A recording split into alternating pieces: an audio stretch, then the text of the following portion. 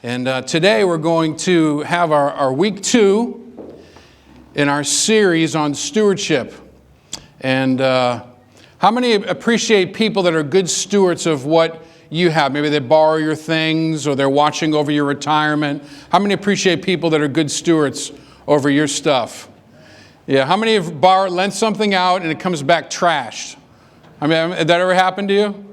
You know, you loan it, anything with a 2-cycle, and just don't loan it out. Like a chainsaw, just give it to them. You're like, you know what, here you go, just take it. Because it's always going to come back jacked up or weird or, it's just how it is. And anyways, but this is week 2, and I got the week talent. And I don't know if Pastor gave it to me because he said, you need to get some talent, so I need you to talk about it, or abilities. And so I have week 2, and Pastor Brandon's going to have next week. And I wanted to ask you a question, maybe think about something here. We're going to be looking in Judges chapter 6 in just a little bit. If you're a person that likes to kind of be ahead of the game or be prepared, Judges 6 is where we're going to be. But have you ever been around somebody with exceptional ability before? And you might want to look to the person next to you and say, yeah, okay, not bad. That person next to you has ability in something. They have some skill, maybe hidden to most people, but you know about it. But they have an ability or a skill in some way. Could be auto repair. They can just detect things. They know what's wrong. They can evaluate it quickly. They just have a knack for that. Could be administration. They can just see a big jumbling pile of just madness and they can just administrate it in a certain way and make it happen. Could be athletics, where if there's a ball, even if they've never played it before, they just master it. You give them a half an hour and they get it. Have you ever met that person, that annoying person that just can do those things athletically? Could be academics, they haven't seen a class they haven't wanted to tackle or master. Could be craftsmanship, they just have an ability to work with wood or metal in just an incredible way. Philosophy and education, they just have an ability to just think thoughts that maybe you never have thought of. Maybe think in a way that you've never thought. And when I was in middle school, I distinctly remember this, is the gifted class. How many had gifted class? Not that you were in them. That was not a slam against you. That was not. But how many remember seeing kids that went to the gifted class? Maybe you were one of them, okay? And just to shock you, I was not in the gifted class. Just to let you know, just if there's any doubt in your mind, I'll just dispel that right now. I was not in the gifted class. But, I always wanted to be. Anybody here, you always wanted to be in the gifted class? And, I wanted to be in there, probably not so much for the work they had to do, but, they went on special trips. They had a designated room. They had a unique and special lunch hour. And it was just unique and special. And I just wanted to be a part of it. And it was interesting, though, as we got into high school, I'm sure there were still those gifted classes, but I noticed that not all of the students that were in the gifted classes in middle school really excelled beyond us normal students. A lot of them were just like us, struggling with the same things. Some of them were even worse.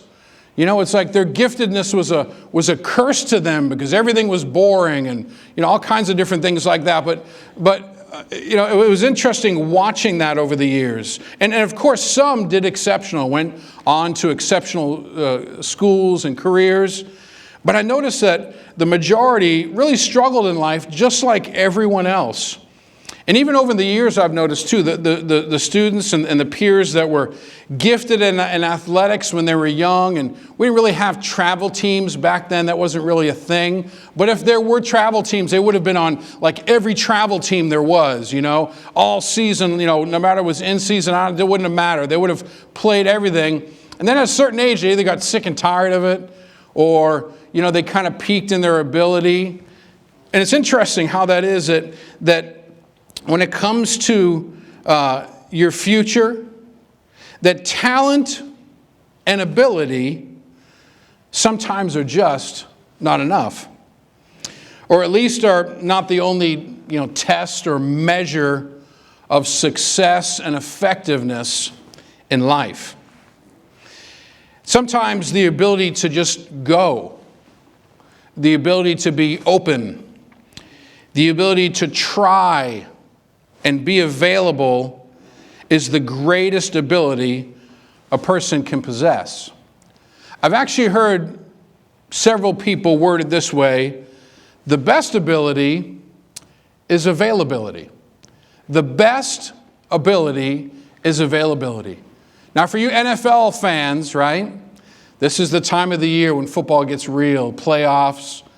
And if you're not available to play, it doesn't matter what you can do. If you're not available, if you're injured or something going on, that's great. But unless you're available, it's not very effective, not very meaningful. It's interesting when you read the book of Isaiah, and if you were to look at chapter 6, the call of Isaiah, verse 8 and 9, it says, this is Isaiah speaking, and he says this: "Then I heard the Lord asking, 'Whom should I send as a messenger to this people? Who will go for us?'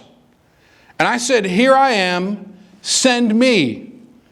And he said, 'Yes, go and say this to this people.'" I think even God believes that the best ability is availability. I remember I had a conversation with a young man one time who was kind of wondering about the call of God in his life. And this isn't how it always is. The call of God isn't a cookie cutter for every person. But I said to him in his struggle, I said, well, if you read Isaiah 6, God put it out there, who am I going to send? Who will go? And, some people never hear that call. They don't. There's nothing wrong with them. There's nothing wrong with their lives. But they never hear that. And so if you're hearing that in your life, someone needs to go. Someone needs to do something about this. Someone needs to bring this to them. Then that may be God's calling in your life to respond. And sometimes it's just literally being available. And there's a story from the history of Israel I want to look at from Judges chapter 6 in just a moment. And the time period of the Judges was a period that began at the death of Joshua, and it ended at the coronation of Saul, the first king of Israel. And it's about a 300-year period of time.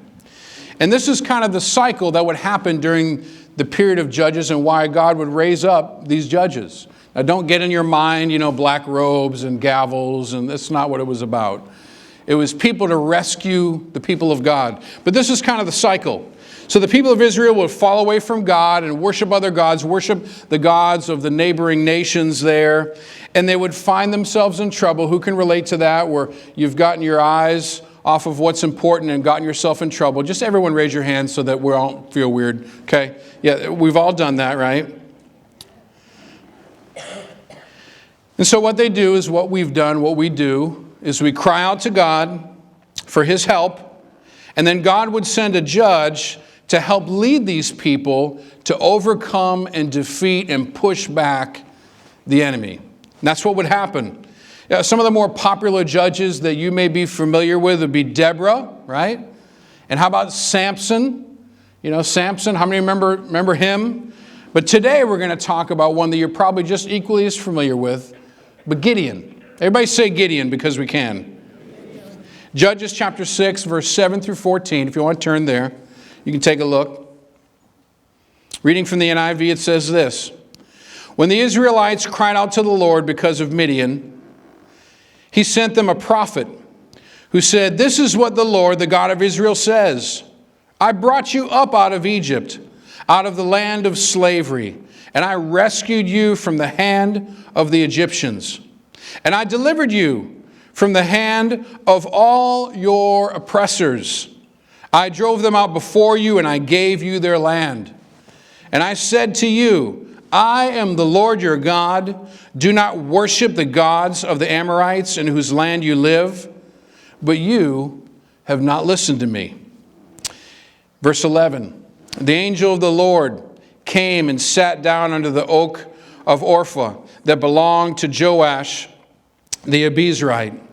And when his son Gideon was threshing wheat in a winepress to keep it from the Midianites, and when the angel of the Lord appeared to Gideon, he said, the Lord is with you, mighty warrior.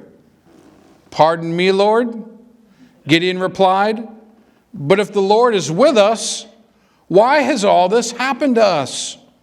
Where are all his wonders that our ancestors told us about when they sang, did not the Lord bring us up out of Egypt? But now the Lord has abandoned us and given us into the hand of Midian.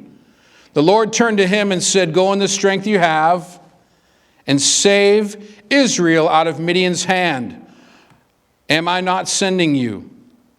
Pardon me, Lord, Gideon replied, but how can I save Israel? My clan is the weakest in Manasseh, and I am the least in my family. And the Lord answered, I will be with you, and you will strike down all the Midianites, leaving none alive. And there's a phrase here that I want to focus on today, and it's this: go in the strength that you have. Go in the strength that you have. Now let's face it. It's easy to go in the strength that you have when you feel strong, right? When you were a certain age or a certain skill level in life or a certain place in life, it was easy to go because you felt strong, confident, whatever it is. So when you feel strong, it's easy to go in the strength that you have. It's easy it's something altogether different, though, to go when you feel like your strength is gone. It's easy to say, I do, on the wedding day, right? That's the easiest. Yes, I do. Yes. But then it's harder on others' days to say, I do, right? It's easy to be pumped the first mile of the race, but maybe not mile 6, 7, or 13. It's how life is. For the purpose of today's message, we're going to call one of the most useful talents or abilities a person can possess is the ability to be available. The ability to be available. And in the story of Gideon, we see 3 times when having this ability is important. And number 1, the first one we're going to talk about today is this one. Be available when you are afraid. Be available when you're afraid. Verse 11, Gideon was threshing wheat in a winepress to keep it from the Midianites. And first, let me state the obvious. I'm no baker. I'm not a farmer. But you don't thresh wheat in a winepress, do you? You don't do that. It doesn't go. It doesn't work that way. You thresh wheat in the open, right? So air can get at it. There's air movement. And the chaff that's no value for making bread and grain just blows and goes away. And that's the reality of threshing wheat. A wine press is a sunken area that you can collect the wine from the grapes. It's a hidden place. It's a lower place so that you can actually collect what you're doing. But when you're trying to thresh wheat there's no air that you really want to be able to get at it. It is not a good place. See, Gideon is in a hidden place because what? He is afraid. Afraid that the little he has will be taken from him. He's afraid to be found out. He's afraid to be stolen from. And reality is, his fears are completely justified. I mean, at this time in the history of Israel, they have Israelites literally living in caves, living in mountain clefts, living in these rock strongholds, trying to survive, trying to literally make it, keep what they have. So it's not like he has this unfounded fear, he's paranoid. This is real. This is what's going on. And he's afraid. But what's interesting is this, is Gideon's fear did not keep God from asking him to go in the strength that you have. I know for you, maybe you're hesitant to challenge somebody in life with, what they're saying, how they're acting, how they're living, whatever, because you feel like, man, they're kind of in a tough spot. God was like, you're afraid. I don't care that you're afraid. I want you to go in the strength that you have. And sometimes life is like that. Sometimes God says, hey, I love you. I know that this is going on, but I need you to go in the strength you have. But God, I get it, but I need you to go in the strength you have. Sometimes our fear, our everything, it doesn't impact the fact that God is still asking us to go and be available. So what if the next time you and I were afraid, you went? What if the next time we were afraid, we obeyed? What if the next time we were afraid, we moved forward in the strength that we had? What about the next time you were afraid, you used the talent and ability that you possess? Instead of waiting for the right time, for the perfect moment, for that just with all the circumstances line up and everything's the way it needs to be, then I'll be available. Then I'll go. It doesn't need to be perfect. It doesn't need to be lined up just right. Psalm 56, 3 and 4 says this, but when I am afraid, I will put my trust in you. I praise God for what he has promised. I trust in God. So why should I be afraid? What can mere mortals do to me? And that's a fun thought. What can you really do to me? If you're younger here, let me just say, if you're younger here, if you're a middle school student, a high school student, sometimes you get so intimidated by what you think other people are, what they're perceived to be, their image or whatever it might be. And I'm going to tell you, that still is a battle in life over the years. It's not like it disappears. But in your world, in your life, that can be really hard. Everybody else seems bigger, better, stronger, everything to you. But imagine if you took to memory that verse 4. What can mere mortals, what can people really do to me? What are you going to do to me? I belong to God. What are you really going to do to me? I mean, you could take my life and I'll live forever.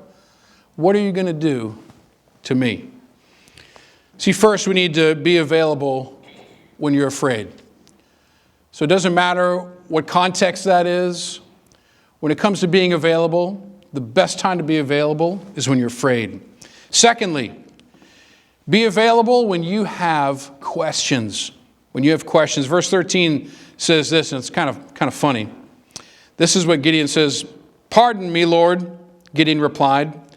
But if the Lord is with us, why has all this happened to us? Have you ever thought that? Have you ever secretly said, God, I know you're with me, but really?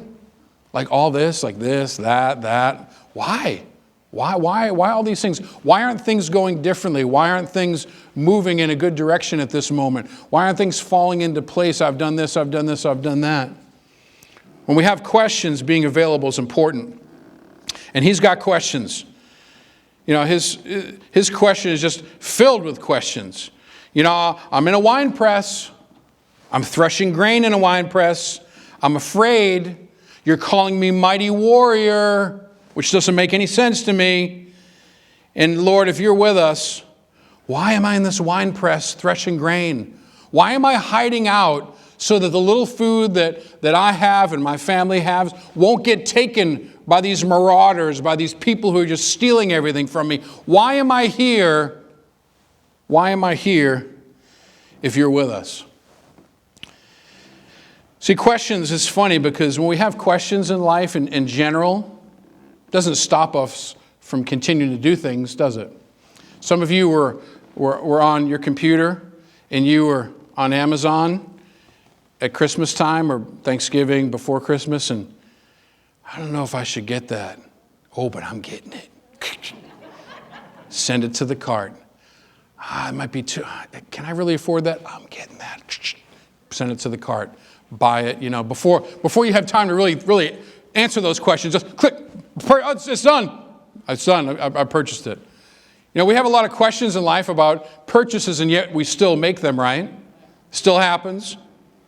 Some of you have had a lot of questions about when you got married, about that other person, about the timing, whatever, but you still get married.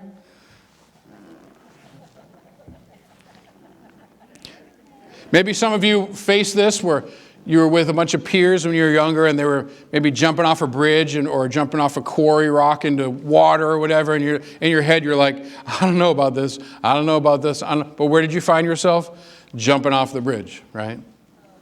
All the questions we have, sometimes we think thoughts in our head and we say, should I say that? Should I say that? Should I say that? I'm saying that. It's coming out of my mouth.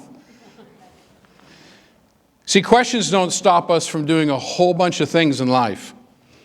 Yet when we have questions for God, how He's doing things, about who He is, why He seems to be orchestrating things the way He is, we want those questions answered before we move or before we act.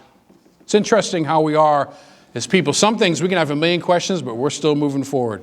We're still acting on it. We're still doing this. When we have questions about God and His timing and all the things about Him and His character, and we're not budging until we get questions answered. And if you continue to read in chapter 6 of Judges, you'll see that Gideon has all kinds of questions. He has all kinds of requests. It's almost comical. It's almost like, how many remember the story of Abraham when God was going to destroy Sodom and Gomorrah? And Abraham said, God, you are a good God. Surely you wouldn't destroy the righteous with the unrighteous. What if there were 50? Would you destroy it? No, for 50 I would not. Okay, God, you're so good, you're so incredible and amazing. How about 45? No, I wouldn't for 45. How about 40, God? Would you destroy it for 40? No, I would not destroy. If there were 40 righteous people here, I would not destroy. Okay, that's wonderful, God. How about 30? Would you destroy if there were just 30 people? No, I would not destroy it for 30 people. Okay, God, you're so good. How about 20? Would you just 20 people maybe? No, I would not for 20. And okay, God, one last question. How about 10? If I could come up with 10 righteous people, would you please not destroy? And God's like, sure, I would do it for 10. I wonder if He kept going. You wonder, why did He stop at 10, But here He is, and it's almost like this with Gideon. If you continue to read all the things he makes requests, Lord, would you do this? Would you make this happen? He had a lot of questions. God is gracious to Gideon, but He still asks him to go and be available and to act. And today, don't let your questions keep you from using the ability to go, to be available, to trust, to believe, to act in obedience to God. You have questions. Maybe you have questions about God, questions about how He works. Don't let that take away from your ability to be available to God, to go for Him in the strength that you have. And lastly, number 3, be available when you have doubt. When you have doubt. Verse 15 says this, and I didn't read this initially in the initial reading. I apologize. I meant to include that in there. But 15 says, "Pardon me, my Lord," Gideon replied, "but how can I save Israel?" How can I do that? How? I mean, he said it earlier. He said, I'm from the weakest clan, Manasseh, one of the tribes. In Manasseh, all the clans that make that up, I'm from the weakest clan. And then within my clan, my family, I'm like the least in my family. Now, either Gideon had a tremendous self-esteem problem, or he was actually very self-aware. How many feel like you know yourself pretty well and you're like, yeah, I'm really horrible at that.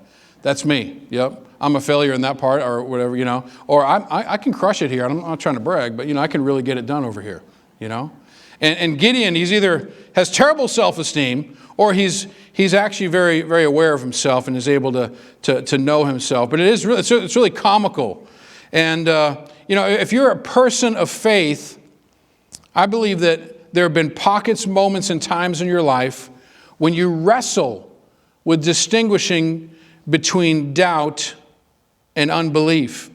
Doubt and unbelief. There's a Scottish evangelist named Henry Drummond, and he contrasted doubt and unbelief in this way. And these are his words. This is what he said. Christ never failed to distinguish between doubt and unbelief. Doubt is, I can't believe. Unbelief is, I won't believe. Doubt is honesty. Unbelief is obstinacy. Doubt is looking for light. Unbelief is content with darkness. So you and I doubt at times. Can I do this? Is God going to be with me? Will I have enough? How will I respond? What if I don't know what to say? What if I don't know what to do? What if they don't respond to me? What if I'm alone? All these questions. In 2001, I was on staff at a church. My father-in-law was the pastor of the church, Jody's dad. And I was on staff with him for nearly 5 years. And so we were there, and at the end of 2000, an opportunity came to move from the Kansas City area where we were living to Raresburg, Pennsylvania, which for those of you that have been around here for a while, you've probably had the Teen Challenge, come through here with their choir and everything. And so that was the training center. They call it the Mountain over the years. And so I had an opportunity to move from the Kansas City area out to Central PA to work in the counseling department at Teen Challenge, which is a drug and alcohol rehab. No, we always used to say this, not a whole lot of teenagers, but a lot of challenge. And so that's what Teen Challenge is. Now, I don't come from a drug-addicted background. My parents even, my stepfather who raised me is not a Christian, and he'd probably have like 2 beers a year. He just wasn't a drinker of any sorts. Addiction was not, to drugs and alcohol was not a part of my home life. Both of my parents were engaged in my life. They loved me. I did not serve any prison time, thank the Lord, right? So that was my story. And here I am going to go to Teen Challenge and make a difference, right? Yeah, I don't know how that's going to work out. But I felt God very strongly open the door and almost like that Isaiah call, who will go? And I was like, God, I will go. I don't know what in the world I'm doing, but I will go, That's how I felt. And so I went there and I really battled because when I got there, I felt very intimidated. I was probably 27 years old at that time, and I just felt very insecure. You ever felt that way? You're in a setting and you don't feel like you're enough. You don't feel like you belong, and you feel like, you're like, man, I am so over my head. If you felt that way, it's a really crappy way to feel. And that's how I felt. And probably for a few months, maybe 3 to 6 months, I just was kind of in there trying to fake my way through it. I'm here working in the counseling department. I'm new, so they're not giving me a caseload of students yet. I'm still in training and different things like that. But I just felt like, God, you have really screwed up. I'm here. I've brought my family out here, my 2 children, my wife, and I am flailing. I don't know what I'm doing. And I remember having a conversation with a more experienced counselor. And I was just kind of, in a vulnerable moment, I was just saying to him, hey, Ed, I just don't know what I'm doing here. I just feel like I can't offer these guys anything. I don't know where they're coming from when it comes to drugs and or alcohol. I just, I don't know what to do. And he said, He said, well, hey, Hans, you've been a Christian for a while, right? I said, yeah, no, I sure have. He said, do you know how to love Jesus? I said, yeah, I'm certainly trying to. Yeah, absolutely. I love the Lord, and I know how to go about loving him. Do you know how to love your wife? I said, yeah, that one I'm learning too. But yeah, no, I know how to love my wife. I know what I should do, and I know the things that work. And yeah, I do that. You got 2 kids, right? Yeah. Do you know how to love your kids? I said, yeah, no, I sure do. He said, you've been in church ministry, haven't you? I said, yeah. He said, do you know how to love the church? Do you know how to give yourself to her? And I said, yeah, I really do. I have a heart for that. He's like, that's all these guys need. They don't need you to teach them how to be a drug addict. They don't need you to teach them how to go the wrong way, abandon their families, let things control them. They need to know some of the things that you know. And it's interesting because I had all this doubt. Sometimes we doubt God. We doubt our faith. We doubt ourselves. We doubt our talents and our abilities and God's timing and all these things. But I want to challenge you. If I could give you some homework or something that would take this message and bring it to another level, like go home and read all of Judges 6 and 7 today. Don't do it tomorrow because work will come and happen. Just like it'll probably take you like 10 minutes.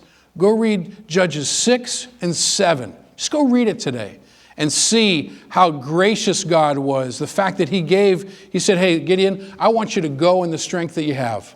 And watch how Gideon just went. In his weakness, in his doubt, in his fear, with all his questions, watch how he made himself available. And watch the courage it will bring into your life. Don't let doubt steal from you the opportunity you have today to actually act and use the abilities that God has given you. And if nothing I have said has moved you, connected with you, impacted with you, maybe these words in a conversation between Frodo and Gandalf the Grey in the Lord of the Rings will. This is what Frodo said. I am not made for perilous quests, cried Frodo. I wish I had never seen the ring. Why did it come to me? Why was I chosen? Such questions cannot be answered, said Gandalf. You may be sure that it was not for any merit that others do not possess, nor for power or wisdom, but at any rate. But you have been chosen, and you must therefore use such strength and heart and wits as you have. Go in the strength that you have. You can have all the ability in the world. You can be like those kids, and I'm not making fun of people that were in gifted classes just because I wasn't. But you can have all that ability. You can be the kid on every travel team. You can be the one that can sing like an angel. You can have all these gifts and abilities. But I promise you, if you're not available to God, if your heart is closed to Him, if your life is like, God, I'm good, then it doesn't matter how much ability and talent you have. The best ability you can have as a follower of Christ is availability. It's the best one you can have. Because the reality is, God is so unimpressed with our abilities. Like, He's just not. He's not like, wow, I better use that guy before or that lady because, they got all this. God, what does He say to the Corinthian church? I use the shameful things. I use the things that are cast off, to shame the wise. That's what God likes to do. So if you're available today to God, if you're like, God, whatever I have in the way of ability, in the way of time, in the way of resource, whatever talent I possess, I really want to be available to you. And maybe that's going to provoke you. Maybe God is saying, hey, I'm not uncaring that you're afraid. It doesn't go beyond my notice. I'm not unconcerned about that. But I don't care because I'm going to ask you to go. I'm going to ask you to be available. And maybe you're hearing God like Isaiah did today in a certain sense. What are you going to say to him today? Now, I want to pray for you, and the best way we can respond, I'm going to pray, and then Pastor's going to come up, and he's going to lead us in communion today, which is an incredible way to follow up being available to God. So, Lord, Father, we just are grateful that we're even here today. We're grateful that we got to sing some songs earlier. We're grateful that we got to hear about the life of Gideon and read your word. God, I pray that today it would find a place in each and every heart. God, and as it does, I pray that we would be people that are available to you, that our talents and our ability and our giftedness that you have poured into us, either biologically or through the actual gifts of the Spirit later, that, Lord, we will be able to use those for you, and they'll matter because we're available to you. Lord, thank you for these moments. In Jesus' name, amen.